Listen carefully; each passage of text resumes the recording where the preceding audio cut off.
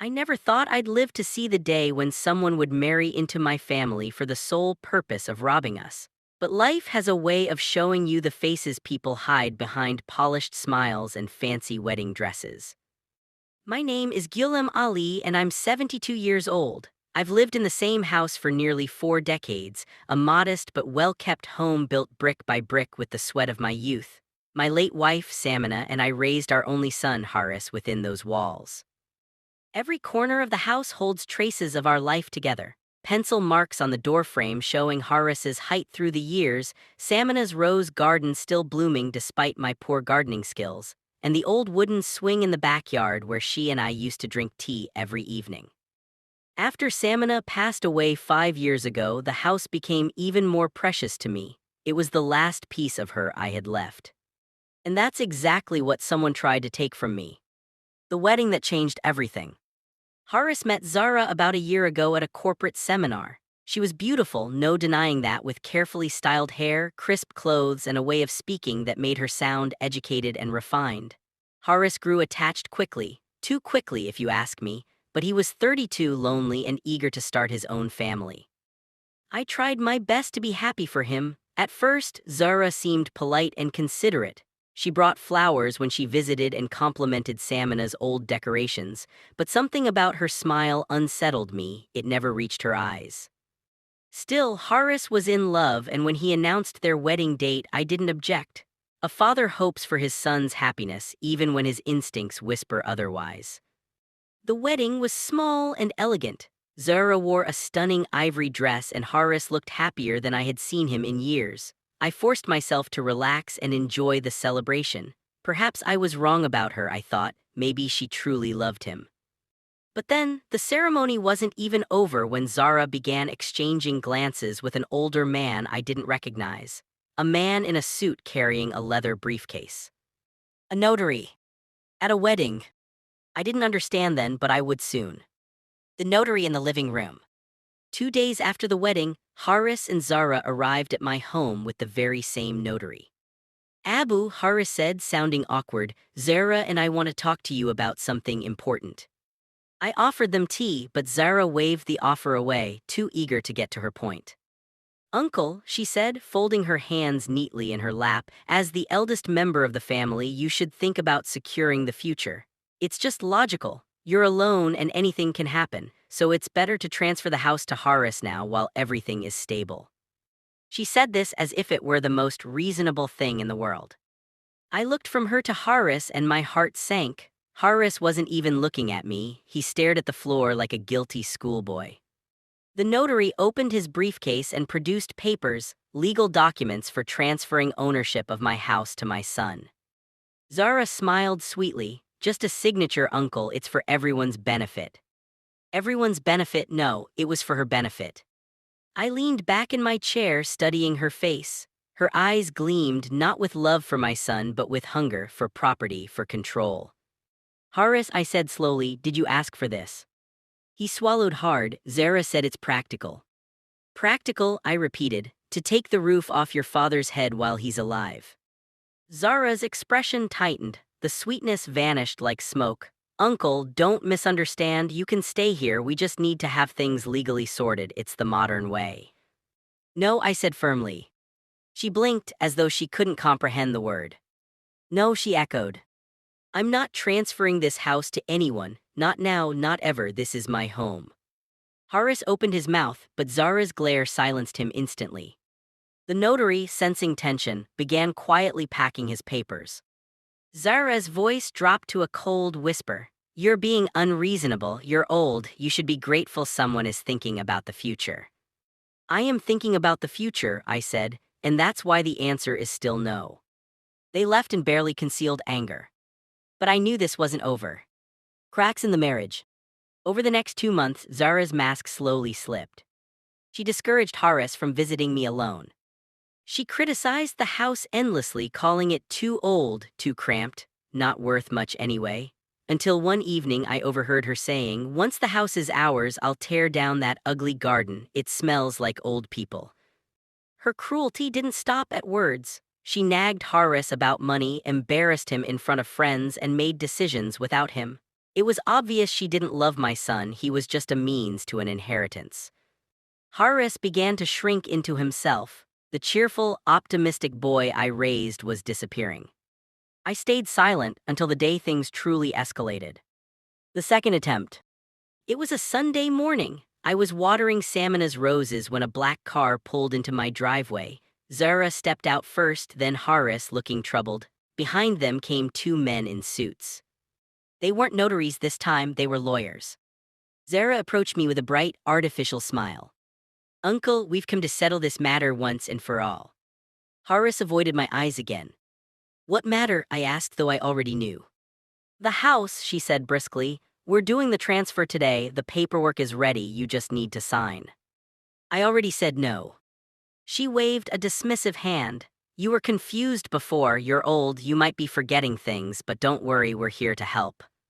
The disrespect in her tone made my blood boil. "I'm not confused," I said sharply, "and I haven't forgotten a thing." One of the lawyers stepped forward. "Sir, your son is your legal heir, it's best to." I cut him off. "My son will inherit the house after I die, not while I'm standing here alive and breathing." Zara's eyes turned icy. "Fine," she said through clenched teeth. "If you won't do it willingly, we'll take legal action. Horace is your only child, the house should be his by law." "By law," I interrupted, "I can leave my property to anyone I choose, including charity, including no one, don't try to scare me." She finally dropped the polite act entirely. "You stubborn old man," she hissed. "You should have just signed when we asked nicely." Horace flinched. "Zara, stop." She ignored him. "If you don't transfer the house," she continued, "don't expect us to look after you when you're sick or dying." I looked at my son. He looked horrified and heartbroken. That was the day I decided I needed to protect myself and him. I take action. The next morning, I visited a trusted family lawyer, Mr. Bassett, who had helped me with business years ago. I told him everything. He listened quietly, then sighed. "You were right to come. Your daughter-in-law seems dangerously motivated. We'll set up protection so no one, absolutely no one, can take the house while you're alive." "What do I need to do?" I asked. He helped me establish a legal life estate, ensuring I maintained full possession and rights to the property until my death. After that, the house would transfer to Horace alone, but only if he was not acting under coercion. Then Bassett prepared a separate clause. If anyone attempted manipulation, fraud, or force to gain the property, the transfer would become legally void. "And one more thing," he said, sliding the papers toward me. "Sign a new will just in case." I did. I left his office feeling lighter than I had in months. But Zara wasn't done with her tricks. The confrontation. That evening Horace arrived alone. His eyes were red. "Abu, please forgive me." I sat him down, poured tea, and waited for him to speak. "Zara told me I wasn't a man if I couldn't get you to transfer the house," he said quietly. "She said our future depended on it. She kept saying you would die soon anyway, so what difference did it make?" His voice cracked. "She doesn't love me, Abu, she only wanted the house. When I told her I wouldn't pressure you anymore, she threatened to leave me." I felt a mix of anger and sorrow. My son was trapped in a marriage built on lies. "Listen to me," I said, placing a hand on his shoulder. "A wife who loves you won't make you choose between her and your family. She won't measure your worth in property." He nodded, tears spilling. "What do I do?" he whispered. "You already know," I answered softly. Zara's final move. 2 days later, Zara stormed into my house uninvited. Her eyes were wild, her hair disheveled. Horace stood behind her, trying to calm her down. "You old snake," she screamed. "You think you can cheat me, you think you can change the will secretly, I know everything." So she had gone through Horace's phone, typical. "You can't stop me," she snarled. "The house will be ours, I deserve it after marrying into this family." I stood quietly, letting her rage burn itself out. Then I said calmly, "I made sure the house will never belong to someone who doesn't respect the people inside it." Zara froze. "What do you mean?" "Legally," I said, "you can't inherit anything from me, and if you continue harassing us, you will receive nothing even after I'm gone." Her face twisted into fury. "You think Horace will choose you over me?" she spat. Horace spoke for the first time. His voice was low but firm.